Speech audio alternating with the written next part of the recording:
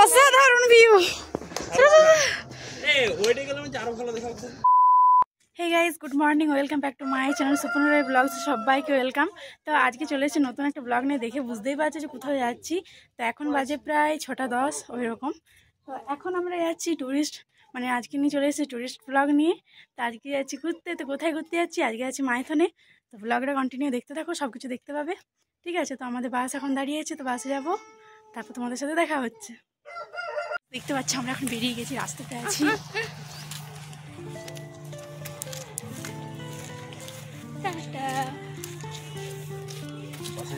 এখন ভোরের ভিউটা খুব সুন্দর লাগছে গাইস, দেখলে চলো আজকে ভোরের বেলা ভিউটা বাসের আলো তোর কি উল্টা বেলা বকছি, কি ভোরের ভিউটা দেখাবো তোমাদেরকে। প্রাণের শহর বাঁকুড়াটা কেমন লাগে দেখতে। এইদিকে যাবো, উপরে যাবো। আমার প্রিয় বন্ধুরা সবাইকে বলছি, চলে এসো আমার সাথে, তোমরা মাইথন ঘুরে আসবে। চলো, এটার একটা উপায় হলো আমার ভিডিওটা দেখো অ্যান্ড আমার সাথে মাইথন ঘুরে এসো। এই যে আমার বাবা যাচ্ছে, এটা আর আমরা আছি উপরে। এই বাসটা ওটা, এটা বাস বলে তো মনে হচ্ছে না রে। এটা কি দাঁড়িয়ে আছে একটা, এ দেখো, এটা হচ্ছে আমাদের নদীটা, গন্ধেশ্বরী নদী। এখন আমরা দাঁড়িয়ে যাচ্ছি প্রাণের শহর ব্রিজে। চলো পয়সাটা দেখাবো। এখন একদম ফাঁকা, আর এমনি সময় এত ভিড় হয় না এখানে, বলার নেই, প্রচণ্ড ভিড় হয়, বেরোনো যায় না। প্রাণের শহর যে পোস্টারটা তো ছবি তুলে তুলেই মাথা লাগিয়ে দেয়। এখন রিসেন্ট আমাদের বাঁকুড়ার ফেমাস জায়গা আমাদের প্রাণের শহর বাঁকুড়া, যেটা লেখা আছে এখানে প্রচণ্ড ভিড় হয় গাইস। আর বাবা যাচ্ছে, সকালবেলায় গাড়িটা এখানে দাঁড়িয়েছিল আমাদের বাসটা, যেটা করে আমরা যাব। আর সকাল সকাল তোমাদেরকে বজরংবলীর মন্দিরে দর্শন করিয়ে দিলাম। সকাল সকাল বাবা বজরংবলীর মূর্তি দর্শন করো সবাই। আর এই যে আমি গাড়িতে উঠে পড়েছি, আর এই দেখো আমার বোনকে আমি নিয়ে গেছিলাম গাইস। তোমাদেরকে তো বলাই হয়নি, আমি পিকনিক যাচ্ছিলাম আমার টিউশন ব্যাচের সাথে। আমার টিউশন থেকে নিয়ে প্রোগ্রাম করা হয়েছিল যে মাইথন নিয়ে যাবে। তো মাইথন ভাবলাম একা একা যাবো না, বোনকেও নিয়ে যাই, তো বোনকেও সাথে করে নিয়ে গেছিলাম। আর সবাই ছিল, খুব মজা করছিলাম। তো বোনকে বলছি ঘুমিয়ে যা, দেখবে একটা ম্যাজিক দেখবে।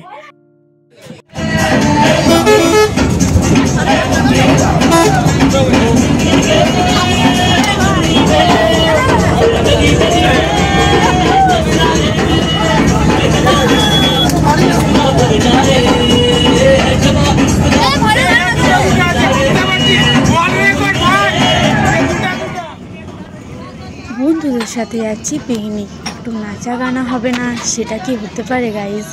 অবশ্যই একটা পার্সোনাল মজা, একটা পার্সোনাল এনজয় বন্ধুদের সাথে, সেজন্য একটু নাচা গানা করে নিলাম। আর এই দেখো, এখন আমরা যাচ্ছি আসানসোল। আমাদের বাস ছাড়ার কথা ছিল সকাল 6টার সময়, তো আমাদের বাস ছেড়েছিল 8:15টার সময়।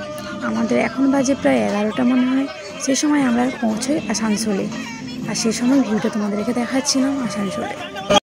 ফাইনালি আমরা চলে এসেছি মাইথনে। অনেকক্ষণ এসেছি, কোন সকাল 8:15টার সময় বাসে চেপেছি, আর এখন এসেছি, মানে পৌঁছে গেছি। এখন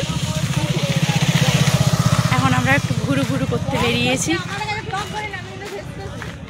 কি দারুণ লাগছে কিন্তু।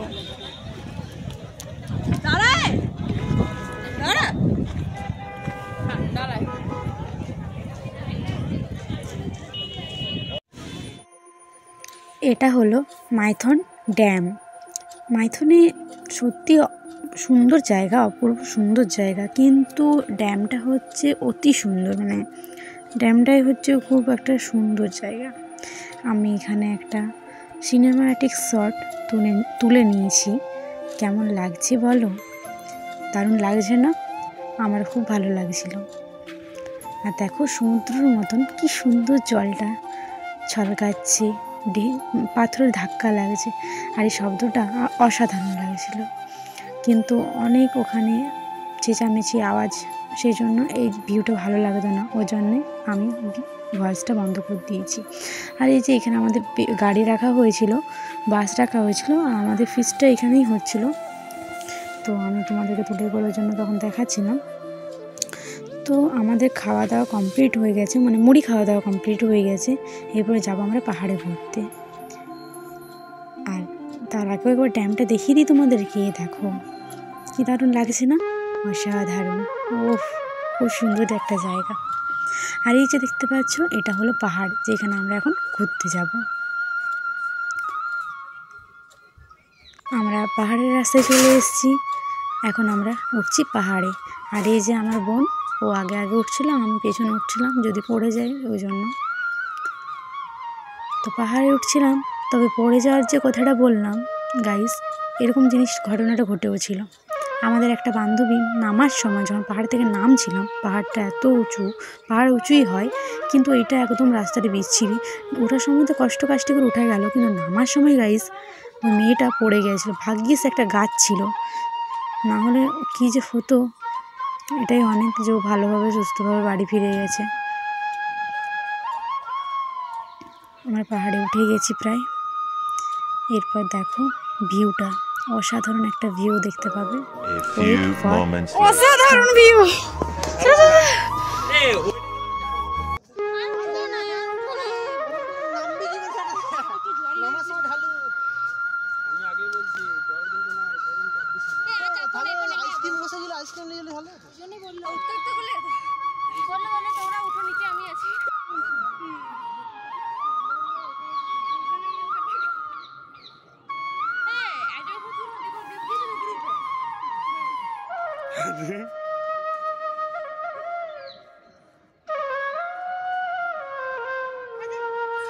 পাহাড়ে উঠলাম, পাহাড়ের ওপর খুব মজা হলো।